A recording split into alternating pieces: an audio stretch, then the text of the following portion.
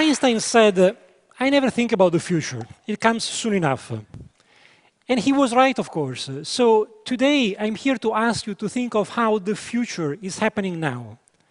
Over the past 200 years, the world has experienced two major waves of innovation.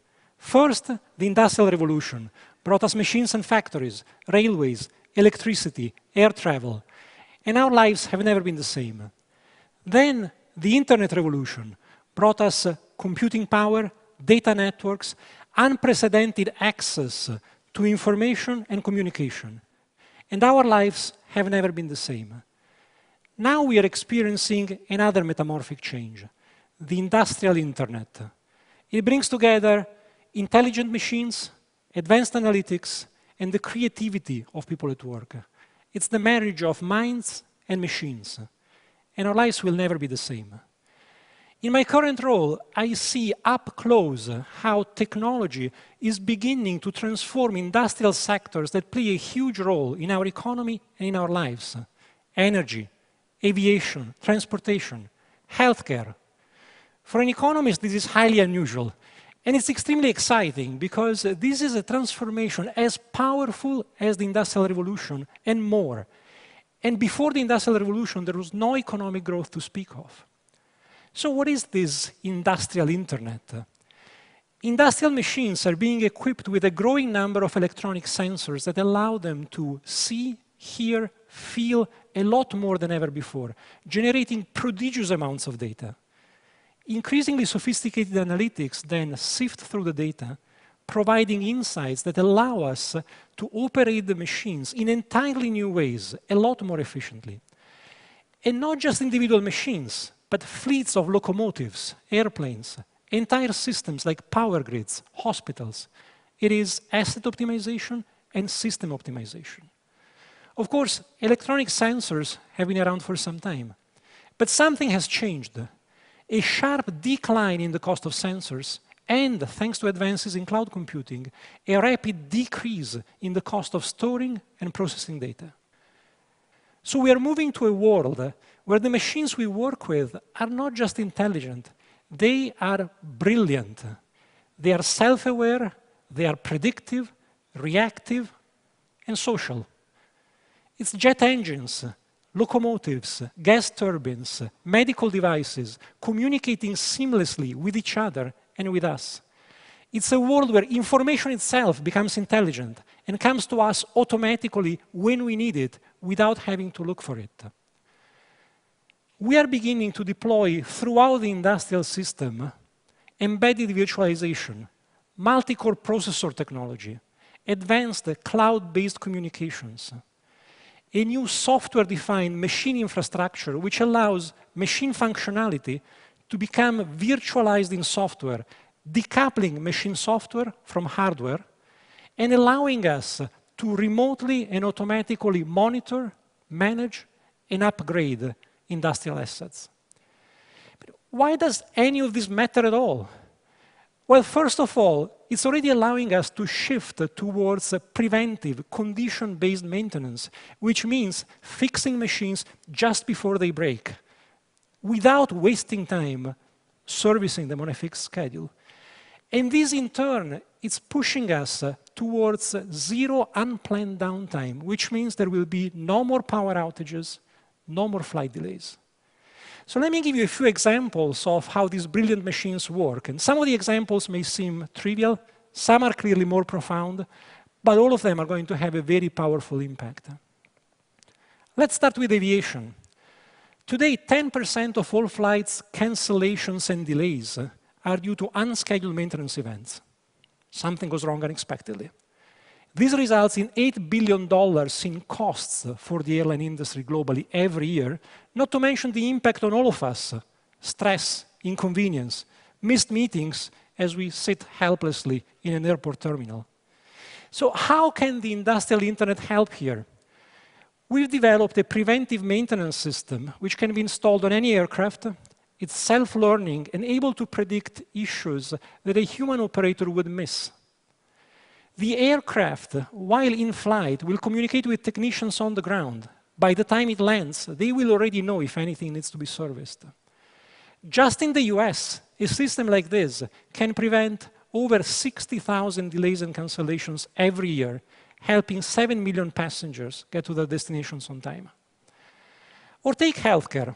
Today, nurses spend an average of 21 minutes per shift looking for medical equipment. It seems trivial, but it's less time spent caring for patients. St. Luke's Medical Center in Houston, Texas, which has deployed industrial internet technology to electronically monitor and connect patients, staff, and medical equipment, has reduced bed turnaround times by nearly 1 hour. If you need surgery, 1 hour matters. And it means more patients can be treated, more lives can be saved. Another medical center in Washington State is piloting an application that allows medical images from CT scanners and MRIs to be analyzed in the cloud, developing better analytics at a lower cost. Imagine a patient who has suffered a severe trauma and needs the attention of several specialists, a neurologist, a cardiologist, an orthopedic surgeon. If all of them can have instantaneous and simultaneous access to scans and images as they are taken, they will be able to deliver better healthcare faster. So all this translates into better health outcomes, but it can also deliver substantial economic benefits. Just a 1% reduction in existing inefficiencies could yield savings of over $60 billion to the healthcare industry worldwide. And that is just a drop in the sea compared to what we need to do to make healthcare affordable on a sustainable basis. Similar advances are happening in energy, including renewable energy. Wind farms equipped with new remote monitorings and diagnostics that allow wind turbines to talk to each other and adjust the pitch of their blades in a coordinated way, depending on how the wind is blowing, can now produce electricity at a cost of less than 5 cents per kilowatt hour. 10 years ago, that cost was 30 cents, 6 times as much. The list goes on, and it will grow fast, because industrial data are now growing exponentially. By 2020, they will account for over 50% of all digital information. But this is not just about data, so let me switch gears and tell you how this is impacting already the jobs we do every day, because this new wave of innovation is bringing about new tools and applications that will allow us to collaborate in a smarter and faster way, making our jobs not just more efficient, but more rewarding. Imagine a field engineer arriving at the wind farm with a handheld device telling her which turbines need servicing. She already has all the spare parts because the problems were diagnosed in advance. And if she faces an unexpected issue, the same handheld device will allow her to communicate with colleagues at the service center, let them see what she sees, transmit data that they can run through diagnostics. And they can stream videos that will guide her step by step through whatever complex procedure is needed to get the machines back up and running. And their interaction gets documented and stored in a searchable database. Let's stop and think about this for a minute, because this is a very important point. This new wave of innovation is fundamentally changing the way we work. And I know that many of you will be concerned about the impact that innovation might have on jobs. Unemployment is already high, and there is always a fear that innovation will destroy jobs. And innovation is disruptive. But let me stress 2 things here. First, we've already lived through mechanization of agriculture, automation of industry, and employment has gone up. Because innovation is fundamentally about growth. It makes products more affordable, it creates new demand, new jobs. Second, there is a concern that in the future there will only be room for engineers, data scientists, and other highly specialized workers. And believe me, as an economist, I'm also scared.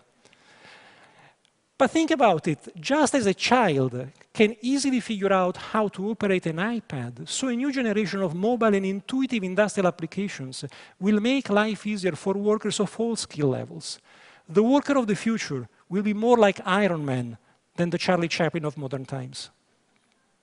And to be sure, new high-skill jobs will be created. Mechanical digital engineers who understand both the machines and the data. Managers who understand their industry and the analytics and can reorganize the business to take full advantage of the technology. But now, let's take a step back. Let's look at the big picture. There are people who argue that today's innovation is all about social media and silly games, with nowhere near the transformational power of the Industrial Revolution. They say that all the growth-enhancing innovations are behind us.